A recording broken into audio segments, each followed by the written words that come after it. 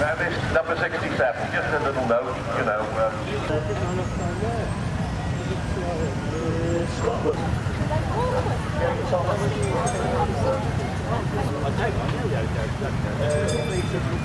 Sold in Europe, sold in Great Britain. Famous British destroyed by like a couple of years ago.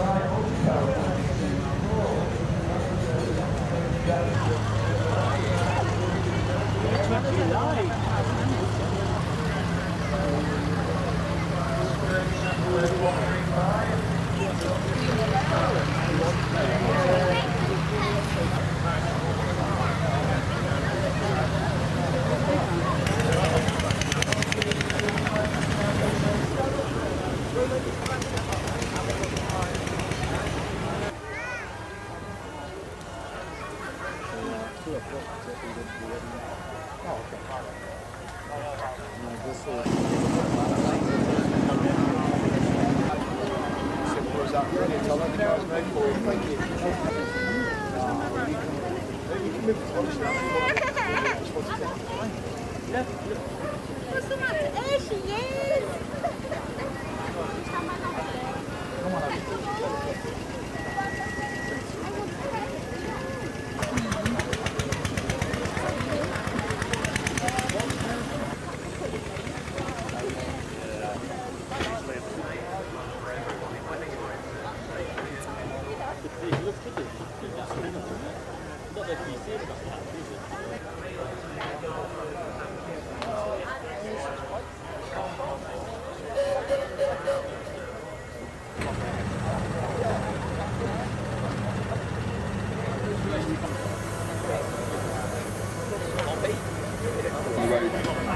Traction in your rally kiddie, and then that thing out. Well,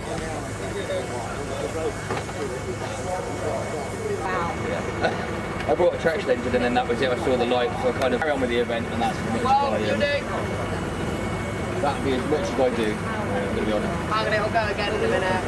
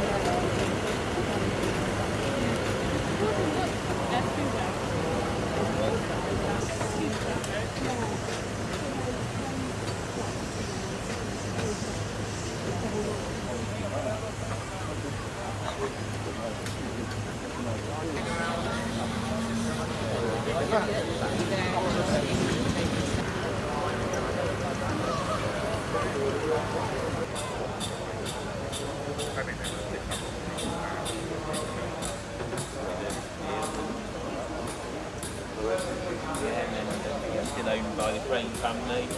Yeah. We're just fortunate to be able to come in and help them.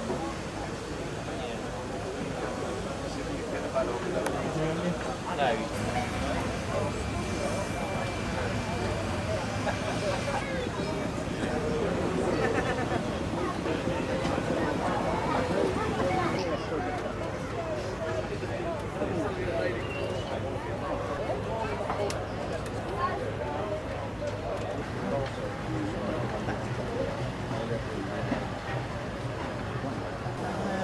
So is she still on that? She's got a scoop.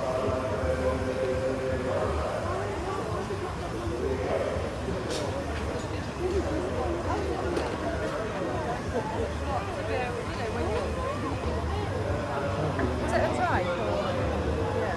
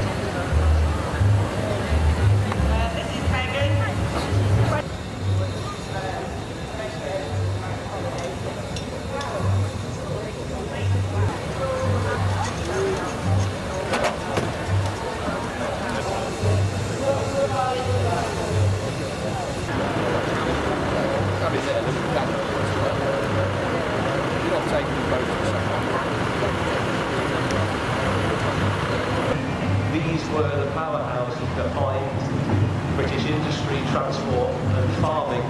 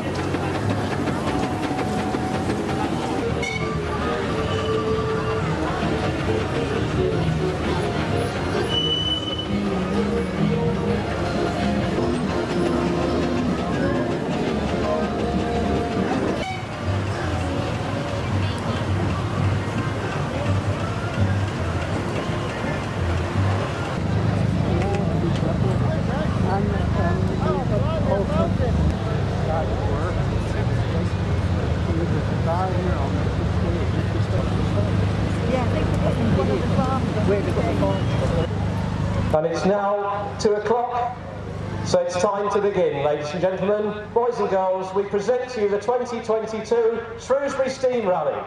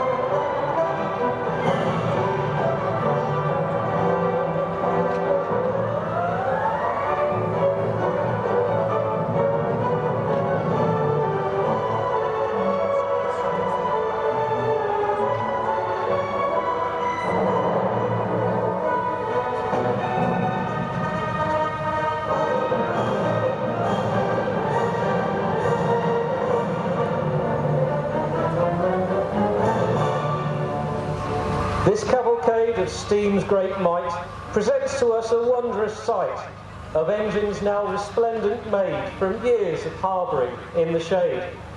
They came from yard and field or wood, and in their twilight silent stood. With rusting motion and boiler cold, it was for scrap that they were sold. Then in the summer's sweltering scorch, their end it was, the burner's torch.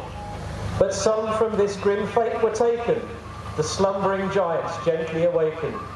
With lavish care from owners new, they are but now the chosen few, that represent a lost great power, which we represent to you this hour. For these are the engines of an era long past, built by the men whose skills would last.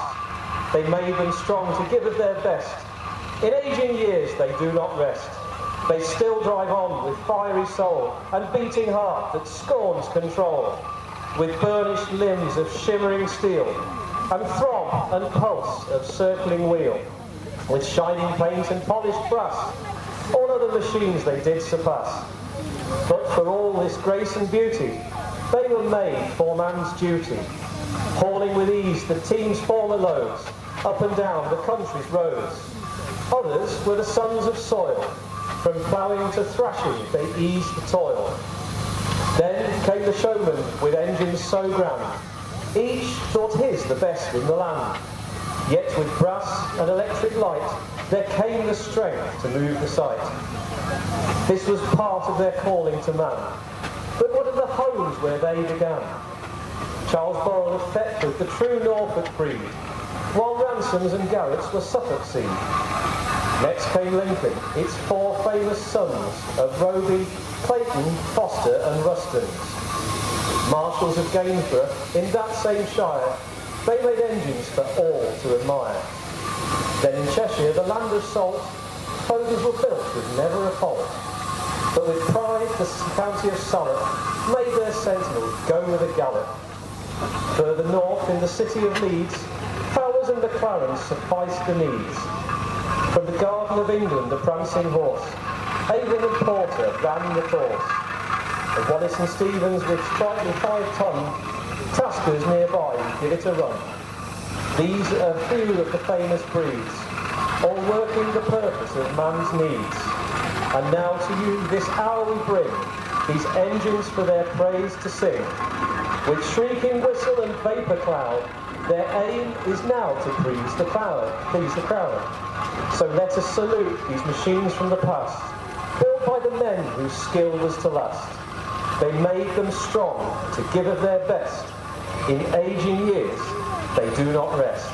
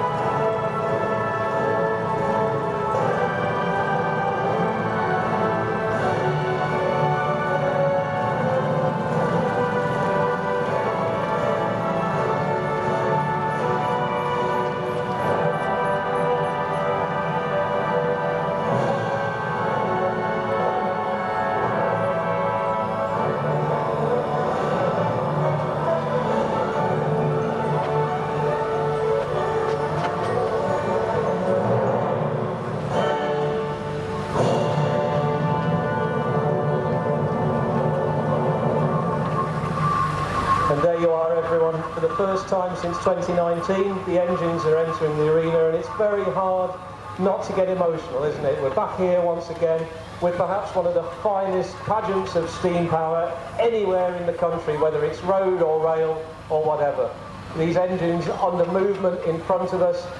You're lining the arena several dozens deep almost in places, and there is nothing fine to see. I think we have the best seat here in the house, in the commentary box, but what a wonderful thing. So many glorious engines, so many friends as the crews and owners from all over the UK that come to join us.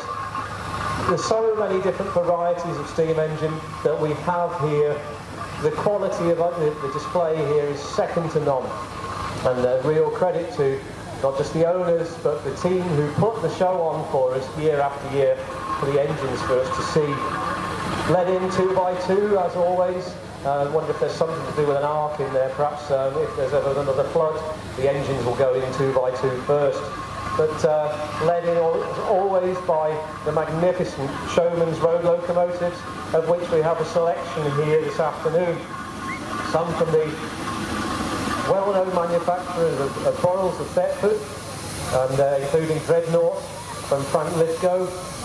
Frank Lithgow, a stalwart supporter of the county of Salop rallies through the decades, and great to see Dreadnought with us here this afternoon. But other engines also, Alistair Evans, having just passed the commentary point with the Philadelphia, also superb engine there, had its working life down in Hampshire, a requisition for war work. So these engines already had a second generation of work after they finished some of them with the fairgrounds, and they were put onto haulage. Some of these engines were used on demolition, and once again returned to Showman State, and Philadelphia particularly was parked up on a farm where it lay hidden for 48 years. People knew it was there, but it didn't see the light of day. So it's fabulous to see it here with us today.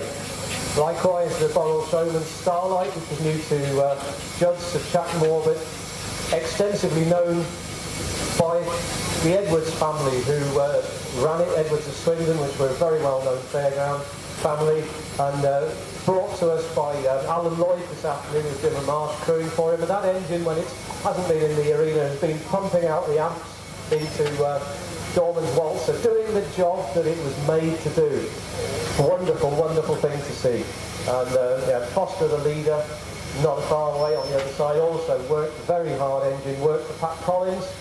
Very little Showman's brass on it, very little lighting, a very plain engine, but I don't mean plain in a derogatory term, something that was a beautiful looking thing. It was always said that Fowlers were late delivering that engine, and so it and its sister Renown were supplied in the blue undercoat and the colour stock, and the engines are both still with us on the preservation scene now and very much enjoyed. Repulse also has been working on the fair this weekend, and a great chance to see the product of Leeds doing the business, which is owned by Alex Sharphouse.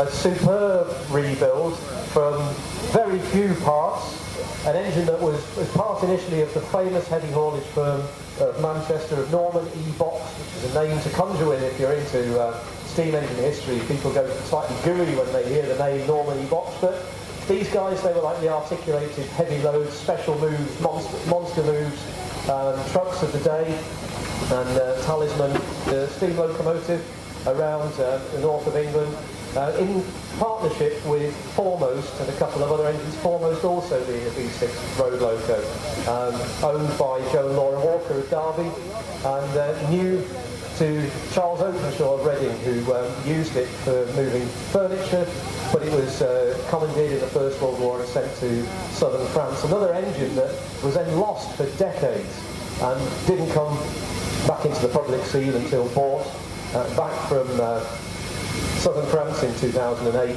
pretty much as a barn find. But Joe and Laura have done an amazing restoration on that engine, keeping as many of its original features as possible, so people look at it and say it's a little bit. Also around the arena, it gets a little difficult to see, there's so many engines in your view, but we have the engine of Steve Arrowsmith, one of the oldest engines on site from 1882. Travelled 57 miles in a day on Thursday to get here, For 24 hours it seemed to have changed ownership, because I think Chris thought it was his engine, but I'm assured that it still is with Steve and the family. And Steve and Chris and Emily and the team do huge amounts on the road with an engine from 1882. I think that's something that's really rather special in 2022, that they can still drive an engine that's over 140 years old, and it's allowed on the Queen's Highway now. It's just entering the arena now.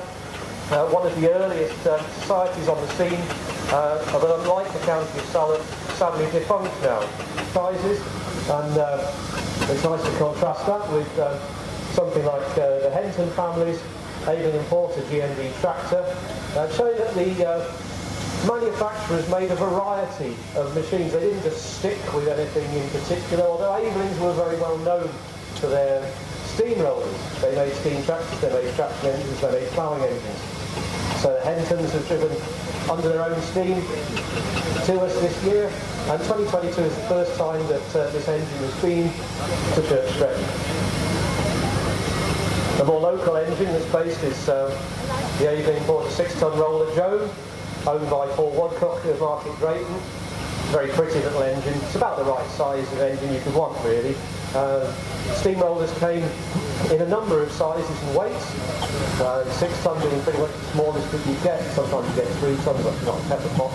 But 6, 8, 10, 12, 15 ton was pretty much the sort of the variety. So John and David Staten have brought their 8-ton Aveling Achilles, which was new to Bridgewater District Council.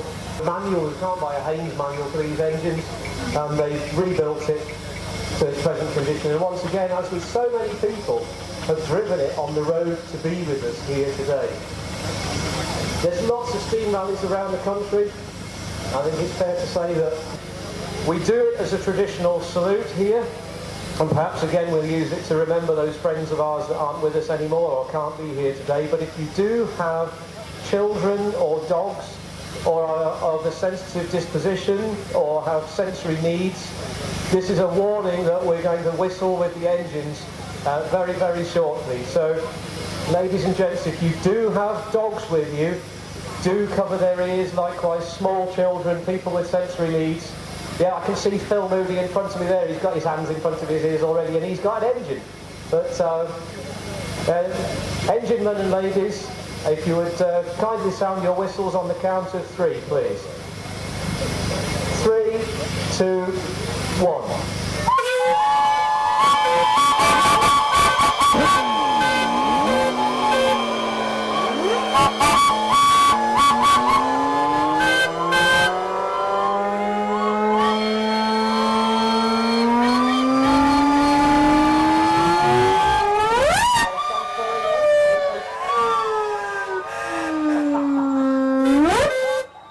If they can't hear us in Welshpool, they can now. Thanks very much. Hang on here. Somebody's got a steam siren. Here we go.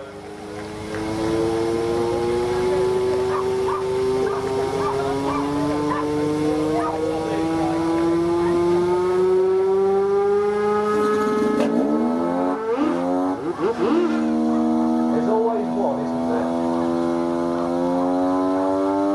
Thank you. Yes, thank you everybody. And of course, something that we'd like to do the motorcycle club. So as we carry on the engines, we've got a huge number of engines here to be in the arena. There's Bill Grindrod's Marshall Light No. 2 traction engine, built for export, returned from the Eastern Europe in the 1990s.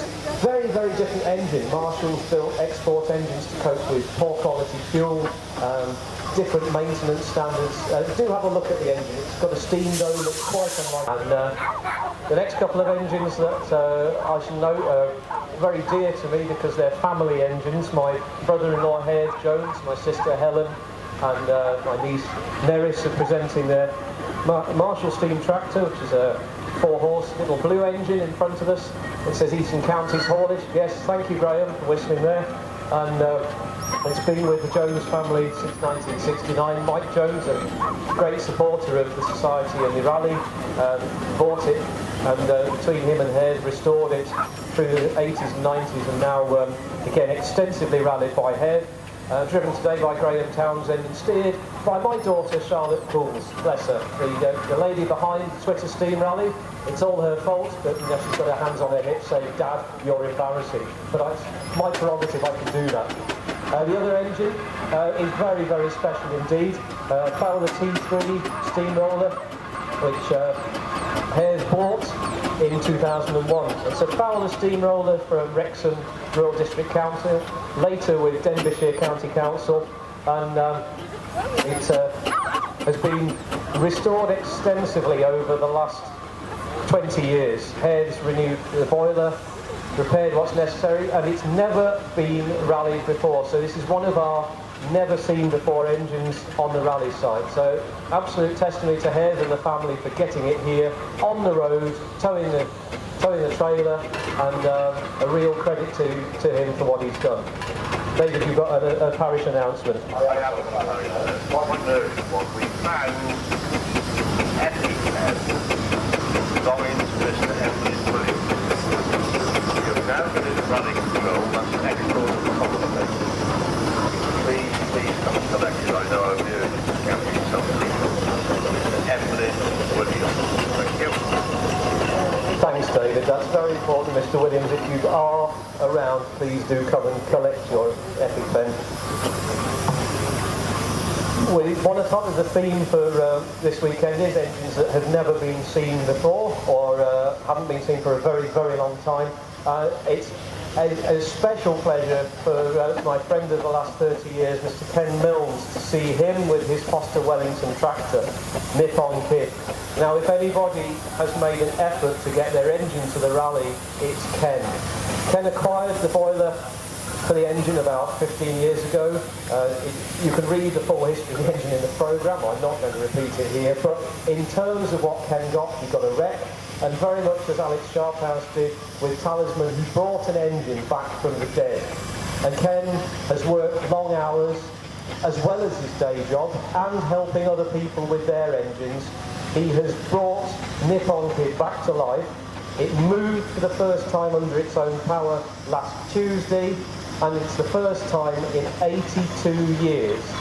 That's 82 years that it's been on the move and on the road. So a beautiful little engine, and a real credit to Ken and his family for the support they've given, because all of these engines, they're not possible without the wives, the children, the employers, the friends, that network that bring the steam world together and allow us to do what we do. So do have a look for Ken's engine. Another one.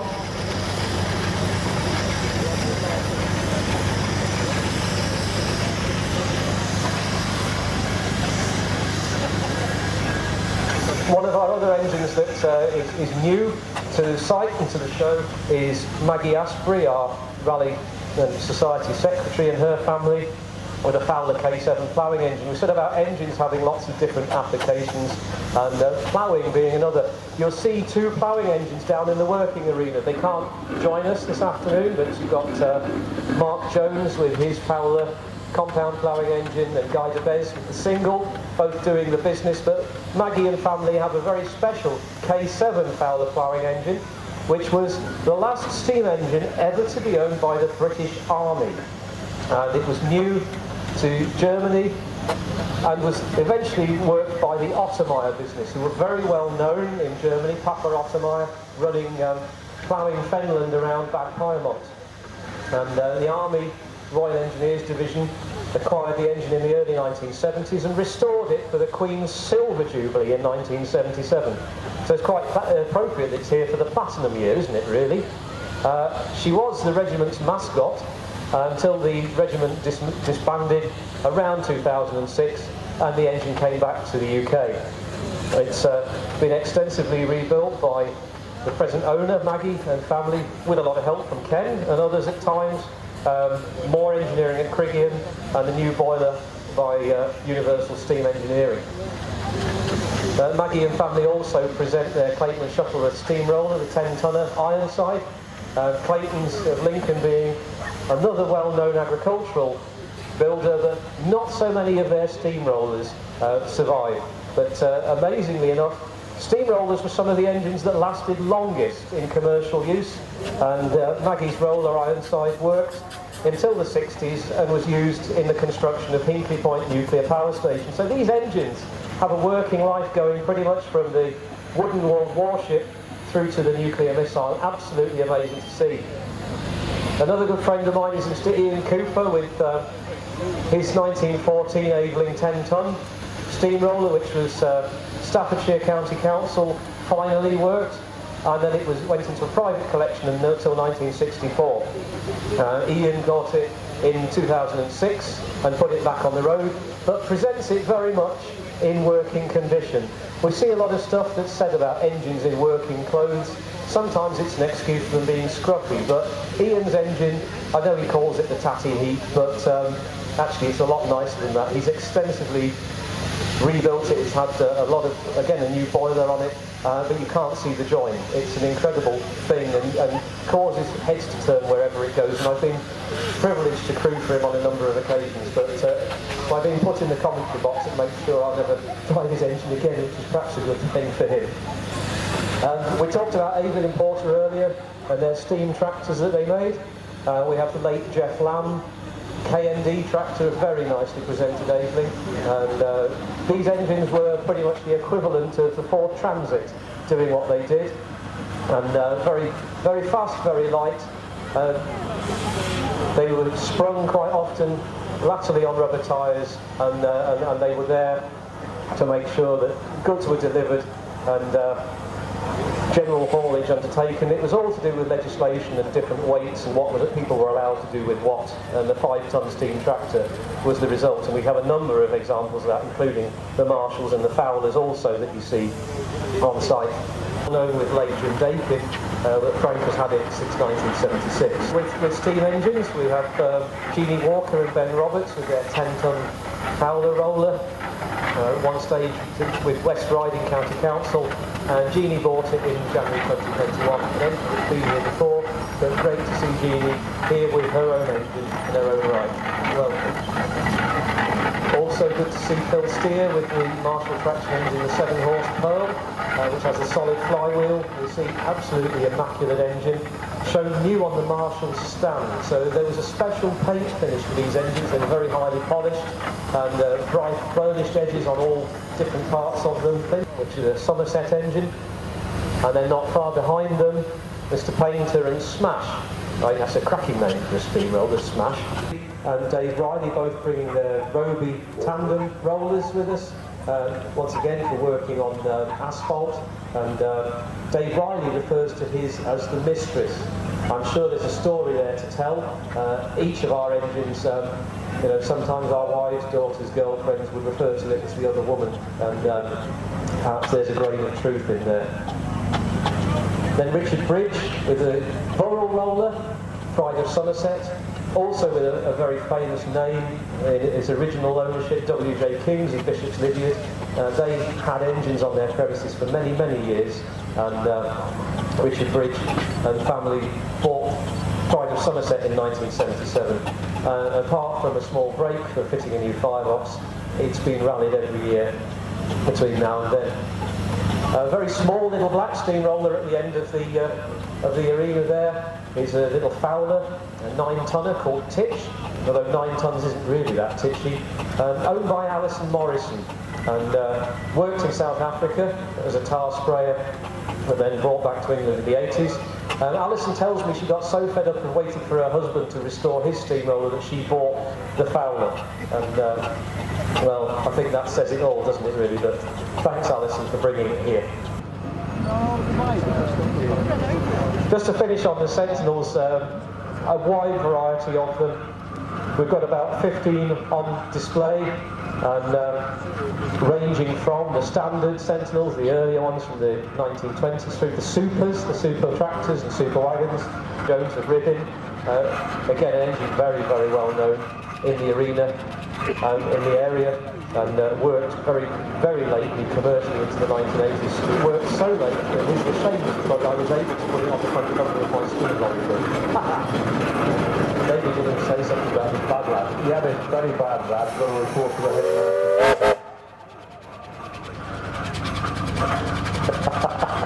I'm not sure if he's laughing or crying there, David. And If he's expecting a whipping, he's out of luck. Sentinel Super from Malcolm Rogers, salvage squad when they rebuilt it against the clock, and again another friend of ours from the northeast of England, Richard Struan, with his DG8, 8-wheeled Sentinel, very distinctive machine. Also good to see it here, as is the Stafford family, Harry Stafford and Howard, down from Halton-the-Spring. There seems to be something about a northeastern theme to some of these engines coming down, but great to see them, as it is with the Gould family, with the various Sentinels there. The Sentinel S4, 3-way tipper, which was with prices done, which David spoke about a few minutes ago, but also the Devon Trading Company, the Lion, from Teignmouth Quay, which works shunting railway trucks very much as those historic those horses would have done. We saw earlier this afternoon. Peter Walker and Diane Carney's amazing Sentinel S6, which is a superb tipper presented in the livery of tarmac. You see it as it appeared.